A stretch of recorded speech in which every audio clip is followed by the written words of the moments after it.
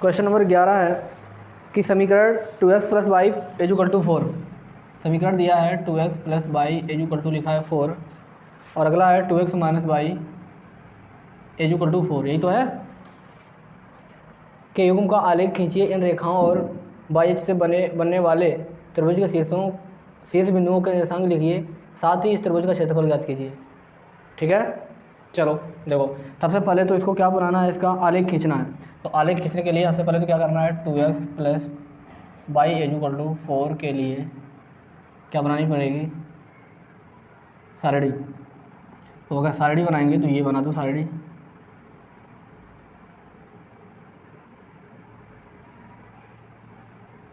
ये रहा x, ये रहा y, x बराबर 0, तो ये हो जाएगा 2 इंटू 0 प्लस का y इज इक्वल टू 4, तो y इज इक्वल टू हो गया 4। और अगर यहाँ पर y बराबर 0 तो ये हो जाएगा 2x plus 0 is equal to 4, तो 2x इज इक्वल टू 4, तो x इज इक्वल टू 2। तीसरी कंडीशन, y की वैल्यू कुछ और रख लो, क्या रख लें, 2 रख लें, y बराबर 2 हो तो ये हो जाएगा 2x plus 2 is equal to 4, तो 2x is equal to 4 minus 2, तो 2x इज इक्वल टू 2 और x इज इक्वल टू कितना हो जाएगा 1। यानी कि x बराबर 0 रखा तो y कितना मिला 4, y बराबर 0 रखा तो x कितना मिला 2। अगर आपने y 2 रखा है तो x कितना मिल गया 1। इसी प्रकार से अगर हम देखेंगे 2x minus y is equal to 4 के लिए सारणी तो बनाएंगे अगर हम, ये हो जाएगा x, ये हो जाएगा y, x बराबर 0 हो तो ये कितना हो जाएगा मेरा 2 into 0 minus y is equal to 4, minus y is equal to 4, तो y इज इक्वल टू हो जाएगा माइनस का 4। ठीक है, और इसी प्रकार से अगर हम देखेंगे y बराबर अगर 0 है हमारा, y बराबर 0 तो ये हो जाएगा कितना हमारा 2x minus 0 is equal to 4, तो 2x इज इक्वल टू 4, तो x इज इक्वल टू हो जाएगा हमारा 2। ठीक है, इसी प्रकार से यहाँ रख लो, y बराबर रख लो, क्या रख लोगे 1 हैं, y बराबर 2 ही रख लोगे ना, y बराबर क्या रख लो 2, रखने पर 2 रखोगे तो ये हो जाएगा 2x minus 2 is equal to 4, 2x is equal to 4 plus 2, तो 2x इज इक्वल टू 6, तो x इज इक्वल टू हो जाएगा 3। तो यानी कि हमारा क्या हुआ, x 0 रखा तो y कितना मिला -4, और y 0 रखा तो x कितना मिला 2। x हमने 2 रखा तो नहीं, y मैंने 2 रखा तो x कितना मिल गया 3। अब हमें इसका आलेख खींचना है ना, क्या खींचना, आलेख, दिए गए समीकरणों का आलेख। हाईएस्ट पॉइंट कहाँ पे है 4,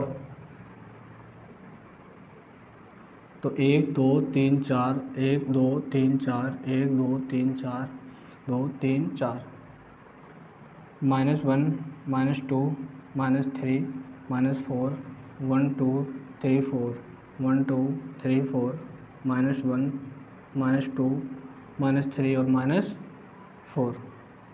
ठीक है, इसके लिए अगर देखेंगे तो x 0 y पे 4, x पे कहीं नहीं जाना लेकिन y पे जाना है, तो ये हो जाएगा 0, 4, x पे 2 y पे 0, x पे 2 जाना है, y पे कहीं नहीं जाना है, तो ये पॉइंट हो जाएगा 2, 0, x पे 1 y पे 2, x पे कहाँ जाना है 1, x पे 1 जाना है, y पे कहाँ जाना है 2, तो 1 और 2 कहाँ मिल गया ये, तो ये पॉइंट मिल गया 1, 2, इसको आपस में 2 मिला, गलत मिल गया, ये पॉइंट कहाँ मिल जाएगा, यहाँ कहीं थोड़ा बढ़ा लो इधर, ये 1 यहाँ पे है मान लो, तो इसको मिलाओ यहाँ पर, ये कहाँ जाएगा लगभग यहाँ पर, तो ये वाला पॉइंट क्या है 1, 2।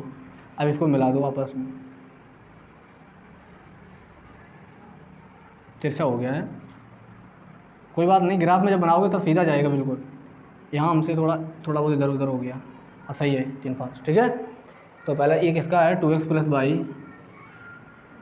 इज इक्वल टू 4, इसका देखो x पे 0 y पे -4, x पे कहीं नहीं जाना लेकिन y पे -4 जाना है, x पे कहीं नहीं जाना, y पे -4 जाएगा, तो 0, -4, x पे 2 y पे 0, x पे 2 जाना y पे कहीं नहीं जाना, x पे 2 ये रहा, वाई पे कहीं नहीं जाना, तो ये 2,0 ये रहा है एक पॉइंट। एक्स पे 3 वाई पे 2, एक्स पे 3 वाई पे 2, एक्स पे 3 वाई पे 2, ये रहा।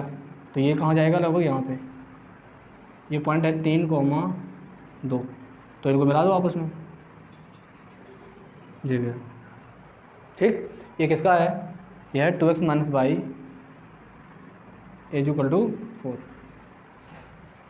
ये तो हमारा ग्राफ बन गया। अब पूछा क्या गया है, इसके बाद कहा गया इन रेखाओं और बाई अच्छे से बनने वाले त्रिभुज, बाई अच्छे से बनने वाले त्रिभुज के निर्देशांकों, त्रिभुज के निर्देशांक बिंदुओं को बताओ।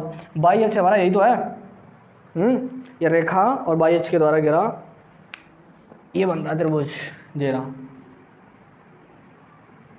ये रहा बाई अक्ष, घेर रहा कि नहीं।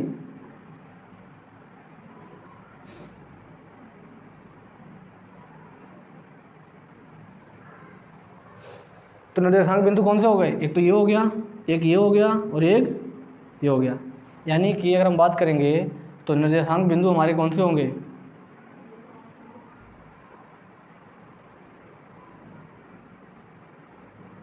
निर्देशांक बिंदु हमारे हो जाएंगे 0,4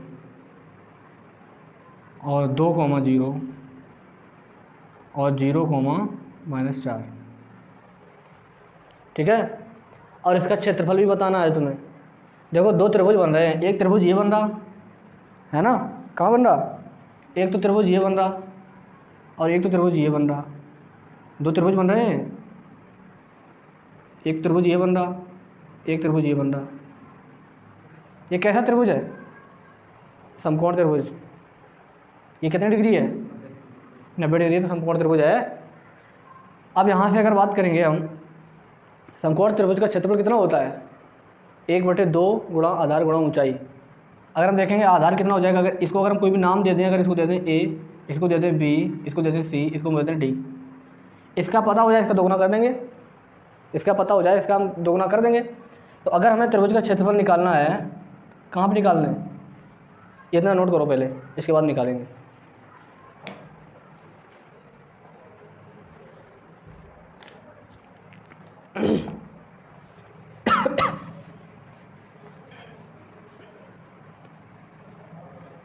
अब क्या निकालना है, इसका क्षेत्रफल, है ना। देखो इधर ये एक त्रिभुज है ना, त्रिभुज का क्षेत्रफल कितना होता है, 1/2 गुणा आधार गुणा ऊंचाई। अगर यहाँ पर देखेंगे ये एक त्रिभुज बन रहा है, त्रिभुज कौन सा बन रहा है, ये ए बी डी का क्षेत्रफल, त्रिभुज ए बी डी का क्षेत्रफल, ए बी और डी का क्षेत्रफल, ये तो आएगा, ये तो एक त्रिभुज बन जाएगा। त्रिभुज ए बी डी का क्षेत्रफल हो जाएगा, कितना हो जाएगा, 2 गुणा त्रिभुज ए बी सी का क्षेत्रफल।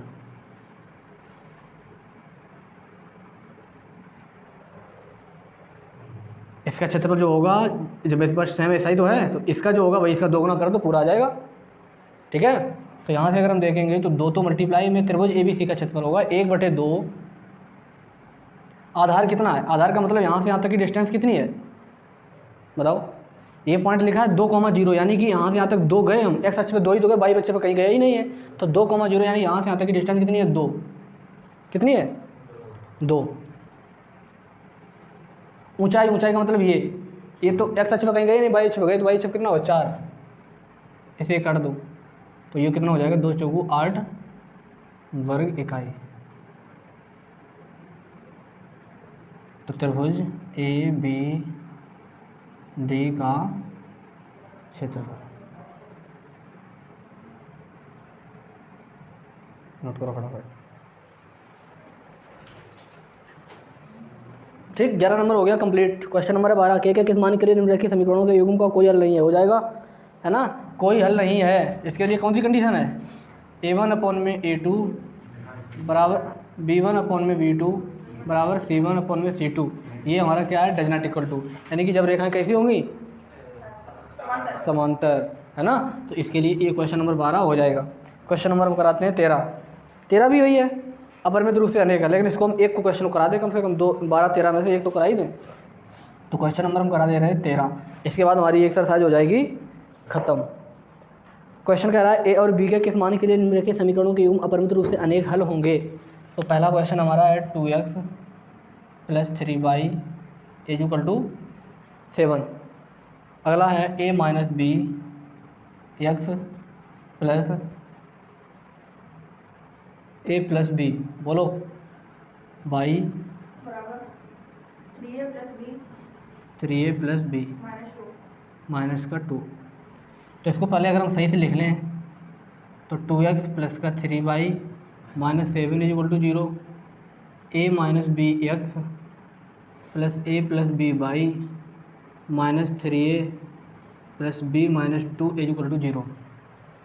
ठीक है, इसकी अगर हम तुलना करते हैं किससे, a1x b1 y plus c1 is equal to 0 से, इसकी तुलना करते हैं a2x plus b2 y plus c2 is equal to 0 से। तो यहाँ से a1 की वैल्यू कितनी मिलेगी, 2। a1 की वैल्यू ये मिल जाएगी और a2 की वैल्यू कितनी हो जाएगी, a2 की वैल्यू यहाँ से हो जाएगी a माइनस बी। यहाँ से b1 की वैल्यू कितनी हो जाएगी, 3। और यहाँ से b2 की वैल्यू कितनी हो जाएगी, a प्लस बी, बोलते का नहीं हो।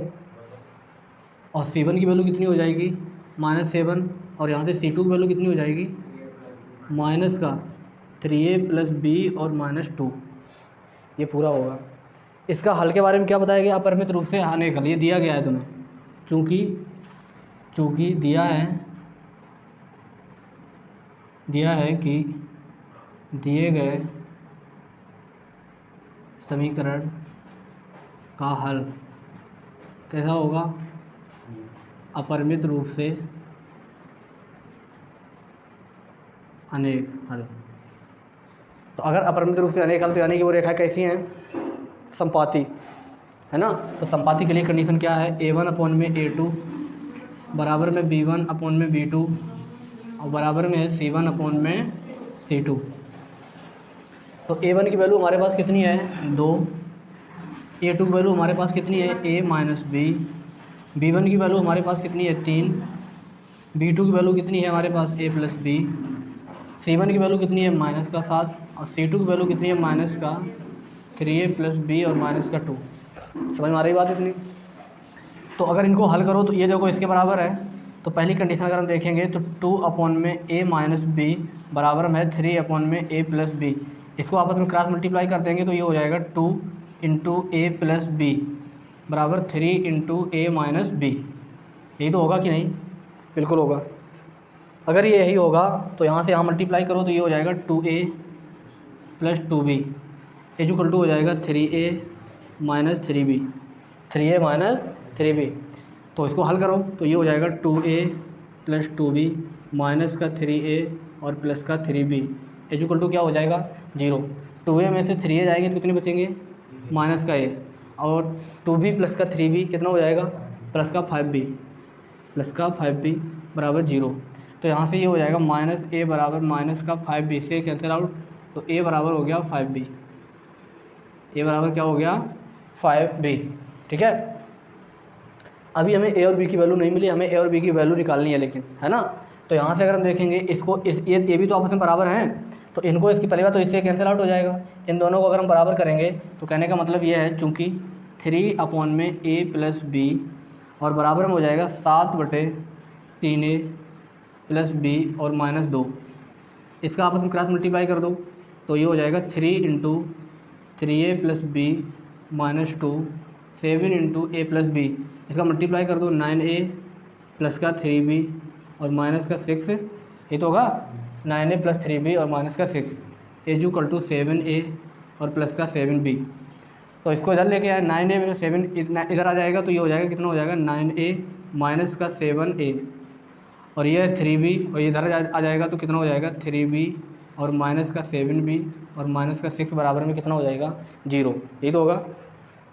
तो 9a में से 1 जाएगा तो कितना 7a जाएगा तो कितना हो जाएगा 2a और ये कितना हो जाएगा 7 में से 3 जाएगा 4 यानी कि माइनस का 4b, माइनस का 4b। समझ में आ रही बात इतनी। और माइनस का हो जाएगा 6 और बराबर में हो जाएगा 0। ठीक, यहाँ तक दिक्कत कोई। यहाँ से अगर देखें तो इसको मान लो समीकरण नंबर 1, क्या मान लो समीकरण नंबर 1। तो यहाँ से अगर देखोगे तो समीकरण नंबर 1 से समीकरण 1 में क्या लिखा है, a बराबर लिखा है 5b। तो 2 इंटू a की जगह भी लिख सकते हैं 5b और माइनस का लिखा है 4b और माइनस का लिखा है 6 और बराबर में हो जाएगा कितना हमारा 0। यही हो जाएगा। यहाँ से जब आप हल करोगे तो 5 दूना कितना हो जाएगा 10b, इसको यहाँ सॉल्व कर दें, ये हो जाएगा 10b, 2 पच्चे 10b और माइनस का 4b और माइनस का 6 बराबर में 0। 10 में से 4 जाएगा कितना हो जाएगा 6b और माइनस का 6 बराबर 0, तो ये हो जाएगा 6b = 6, इससे कैंसिल आउट, तो b बराबर कितना हो जाएगा 1। अगर मेरी b की वैल्यू हमारे पास कितनी आ गई 1 आ गई, तो समीकरण नंबर 1 में रख दो। किस में रख दोगे? समीकरण नंबर 1 से। एक क्या लिखा है? a बराबर लिखा है हमारा 5b, a बराबर क्या लिखा है 5b, है ना, a बराबर क्या लिखा है 5b, तो a बराबर हो जाएगा 5 × b की वैल्यू 1, तो a की वैल्यू कितनी हो जाएगी 5। और हमें यही पूछा भी गया था कि a और b की वैल्यू निकालो। नोट करो फटाफट।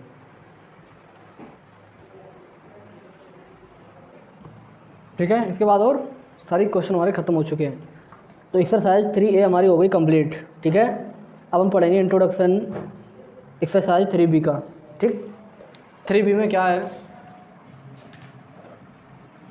रैखिक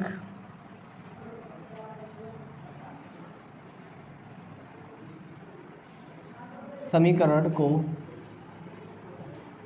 हल करने की विधियाँ।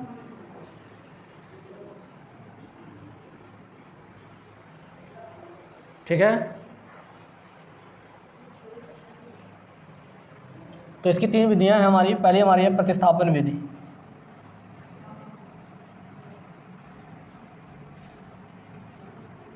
और दूसरी विधि है हमारी विलोपन विधि,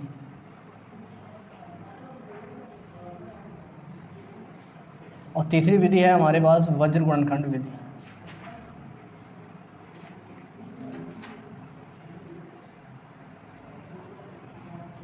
तीनों में से कोई ना कोई एक विधि पेपर में 100% आएगी। ठीक है, ध्यान से समझना, इसके बाद आपके कोई डाउट नहीं आने वाला। सबसे पहली विधि आज हम पढ़ेंगे प्रतिस्थापन विधि। कौन सी? प्रतिस्थापन विधि। ठीक है, प्रतिस्थापन विधि में अगर हमारे पास एक क्वेश्चन हमारे पास है x + y मान लो लिखा है 8, और दूसरा क्वेश्चन इसी में दूसरा 2 समीकरण इसमें दिए जाएंगे। दूसरा मान लो 2x + 3y है 6, ये कोई समीकरण दे दिया गया। प्रतिस्थापन मतलब क्या है? प्रतिस्थापन मतलब किसी एक की वैल्यू किसी दूसरे समीकरण में रखो। अगर हम समीकरण नंबर 1 से हल करें सबसे पहले, तो समीकरण नंबर किससे? 1 से। एक हमारा क्या है? x + y 8, तो अगर y बराबर निकालेंगे तो ये हो जाएगा 8 - x। y बराबर क्या आया? 8 - x। अब क्या करना? y का मान समीकरण 2 में रखने पर, समीकरण 2 हमारा है क्या? 2x + 3y = 6, तो ये हो जाएगा 2x + 3। y की वैल्यू कितनी है हमारे पास? 8 - x हो जाएगा हमारा 6। ठीक, यहाँ से हल करेंगे तो ये हो जाएगा 2x + 3 3 8 24, इसके अंदर हो जाएगा -3x हो जाएगा हमारा 6। तो यहाँ से अगर बात करेंगे तो ये हो जाएगा 2x में से 3x जाएंगे, कितने बचेंगे? -x + 24 कितना हो जाएगा 6। इसको उधर लेके जाएंगे तो ये हो जाएगा -x = 6 - 24, तो -x माइनस का हो जाएगा 18।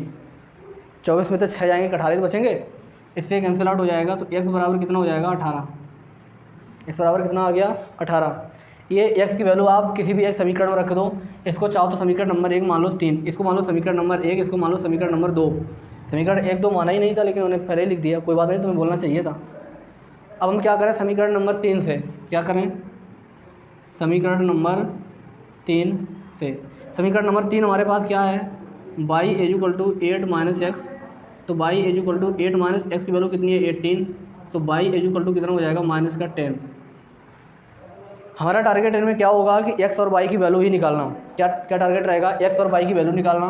तो x की वैल्यू हमारे पास कितनी आ गई? 18, और y की वैल्यू हमारे पास कितनी आ गई? -10। बात यहाँ पर यह है कि हमने समीकरण नंबर 3 में रखा है। क्या समीकरण हम 1 में नहीं रख सकते थे? बिल्कुल रख सकते थे आप। अगर किसी एक की वैल्यू अगर आपके पास आ चुकी है ना, तो आप किसी भी समीकरण में आप रख सकते हो। फिर आप समीकरण 1 में भी रख सकते हो, समीकरण नंबर 2 में भी रख सकते हो। अगर मान लो यहाँ पर हम रखते हैं समीकरण नंबर 1 में, किसमें? समीकरण नंबर 1 से।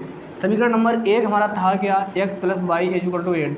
x की वैल्यू हमारे पास आ चुकी थी, कितनी आ चुकी थी? 18, तो ये हो जाएगा 18 + का y = 8, तो y is equal to 8 minus 18, और तो बाई बराबर कितना आ गया माइनस का 10। वैल्यू में कोई चेंजमेंट आया नहीं आया। तो समीकरण नंबर 1, 2 और 3 किसी में भी रख सकते हैं, इसमें कोई डाउट नहीं होना चाहिए। नोट करो फटाफट। अगली विधि है हमारी विलोपन विधि। कौन सी है? और ज़्यादातर यही यूज होगी, ज़्यादातर यही यूज होगी। मेरे पास लिखा है x plus y is equal to 8 और 2x plus 4 y is equal to 6। मान लीजिए यही है मेरे पास, ठीक है। विलोपन विधि में क्या है, ये जो दो समीकरण दिए गए, ये समीकरण नंबर 1 है, ये समीकरण नंबर 2 है। इसमें ये क्या करना है, किसी x, दोनों समीकरण में या तो x की वैल्यू सेम कर लो या तो y की वैल्यू सेम कर लो। तो ये कौन सी बात रही? तो इसके लिए क्या करोगे, अगर आप देखो यहाँ पर 12 लिखा है, अगर इसमें 2 से मल्टीप्लाई हो जाए तो सेम हो जाएगा, लेकिन अकेले इसमें थोड़ा कर दोगे, पूरे समीकरण करोगे। यानी कि इसमें मल्टीप्लाई अगर 2 से कर दें, इसमें मल्टीप्लाई अगर 1 से कर दें, 1 से करो चाहे ना करो। तो इसमें लिखना पड़ेगा, चूँकि समीकरण नंबर 1 में 2 व समीकरण नंबर 2 में 1 से गुणा करने पर, समीकरण 1 में 2 से करोगे तो इसमें भी मल्टीप्लाई हो जाएगा 2x, इससे में मल्टीप्लाई कर दोगे तो 2y, 2 हो जाएगा 16, ये हो जाएगा 2x और ये हो जाएगा 4y इज इक्वल टू 6। इसके बाद क्या करोगे, इनको हल कर दो। अगर यहाँ प्लस है तो माइनस लगा दो, प्लस है तो माइनस लगा दो, प्लस है तो माइनस लगा दो, अगर माइनस है तो प्लस लगा दो। ये इसको अगर हल कर दोगे, अगर आप हल कर दोगे तो ये कहेगा मतलब ये हो गया हमारा 2x minus 2x plus 2y minus का 4y is equal to 16 minus का 6। अब ऊपर वाले चिन्ह से हमें मतलब नहीं रहा, इससे कैंसिल आउट। तो 2y में से 4y चला जाएगा, कितना बचेगा माइनस का 2y, 16 में से 6 जाएगा, कितना बचेगा 10। तो ये कैंसिल आउट, 2 से काट दो, 2 पंचे 10, तो y इज इक्वल टू हो गया माइनस का 5।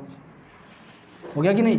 अब क्या करो, किसी एक समीकरण में रख दो y की वैल्यू, किसी एक समीकरण में रख दो y बराबर -5, समीकरण नंबर y बराबर -5, समीकरण नंबर किस में रख दें, जिसमें रख पाओ, समीकरण नंबर 1 में रख दो।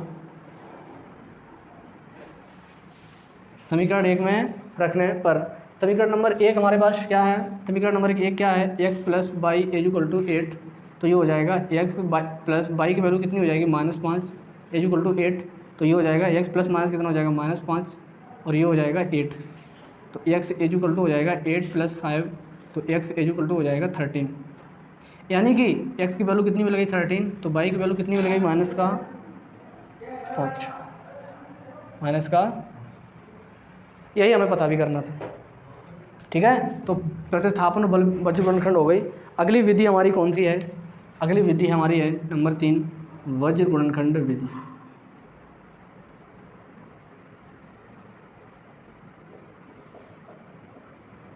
देखो वज्र गुणनखंड विधि में क्या करना होता है, इसमें तुम्हें एक छुटकू सा फार्मूला याद करना है। क्या फार्मूला याद करना है कि x बराबर बाई और बराबर 1।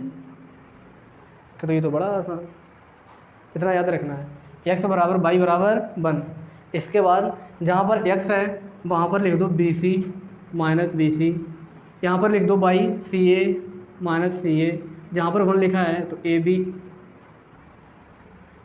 है ना, AB माइनस AB। समझ में आ रही बात, ठीक है। इसके बाद यहाँ लिख दो 1 2 2 1 1 2 2 1 1 2 2 1। तो ये रहा इसका फार्मूला वज्र गुणनखंड विधि का। ये तुम्हें याद करना है कि x अपॉन में BC minus BC, by upon में CA माइनस CA और 1 अपॉन में AB माइनस AB। इसके बाद क्या करना है 1 2 2 1 1 2 2 1। आसान है, नोट करो फटाफट। देखो ये एक समीकरण दे रखा है, इस समीकरण को हम देखेंगे वज्र गुणनखंड विधि से हल करके। हमने विलोपन विधि से हल किया तो हमारे आंसर ये आ गए थे, x is equal to 13, y is equal to -5। अगर यही आंसर इस विधि से भी आ रहे हैं तो हमारे वज्र गुणनखंड विधि हमारी सही है, वरना गलत है। आओ चेक करते हैं। सबसे पहला काम क्या है, इस समीकरण की तुलना करना है किससे, a1x plus b1y plus c1 is equal to 0। इसकी तुलना करना है a2x plus b2y plus c2 is equal to 0। तो जब आप तुलना करेंगे तो a1 की वैल्यू कितनी हो जाएगी, A1 की वैल्यू हो जाएगी 1, B1 की वैल्यू कितनी हो जाएगी 1 और C1 की वैल्यू कितनी हो जाएगी -8। यहाँ से अगर बात करेंगे तो A2 की वैल्यू कितनी हो जाएगी हमारे पास 2 और B2 की वैल्यू हमारे पास कितनी हो जाएगी 4 और C2 की वैल्यू कितनी हो जाएगी हमारे पास -6। बज गुणनखंड विधि हमारी ये है, तो ये हो जाएगा x अपॉन में B1 की वैल्यू हमारे पास कितनी है 1, C2 की वैल्यू हमारे पास कितनी है -6, B2 की वैल्यू हमारे पास कितनी है 4 और C1 की वैल्यू हमारे पास कितनी है -8 और बराबर में बाई। C1 की वैल्यू कितनी है हमारे पास -8, A2 की वैल्यू हमारे पास कितनी है 2, C2 की वैल्यू हमारे पास कितनी है -6, कितनी है -6 और A1 की वैल्यू हमारे पास कितनी है 1 बराबर 1 अपॉन में A1 की वैल्यू हमारे पास कितनी है 1, B2 की वैल्यू हमारे पास कितनी है 4, A2 की वैल्यू हमारे पास कितनी है 2 और B1 की वैल्यू हमारे पास कितनी है 1। ठीक है, हल कर दो। x अपॉन में ये हो जाएगा -6 माइनस प्लस 8 चौकू 32, ये तो हो जाएगा माइनस प्लस बराबर में ये हो जाएगा 22 अपॉन में 8 दूना 16, ये हो जाएगा माइनस प्लस का कितना हो जाएगा 6, 1 अपॉन में 4 -2। इसको हल करेंगे तो ये हो जाएगा x अपॉन में कितना हो जाएगा 26 बराबर में हो जाएगा 22 अपॉन में कितना हो जाएगा -10। बोलो ये होगा कि नहीं, और बराबर में हो जाएगा 1 अपॉन में 2। तो ये इसके बराबर है, अगर इसके बराबर है तो करेंगे मतलब x अपॉन में 26 इज इक्वल टू 1 अपॉन में 2, इससे कैंसिल आउट कर दो 13, क्लास मल्टीप्लाई कर दो तो x बराबर कितना मिल गया 13। ये हो जाएगा 22 अपॉन में -10 बराबर किसके 1/2, 2 पंचे 10, इसका इधर कर दो तो 22 बराबर कितना आ गया -5। चेक करो। ठीक है, तो ये हमारी आज की क्लास में हुई प्रतिस्थापन, विलोपन और वज्र गुणनखंड विधि। इसको तैयार कर लें, पेपर में जरूर आएगा। ठीक है, आज की सेवा यहीं तक।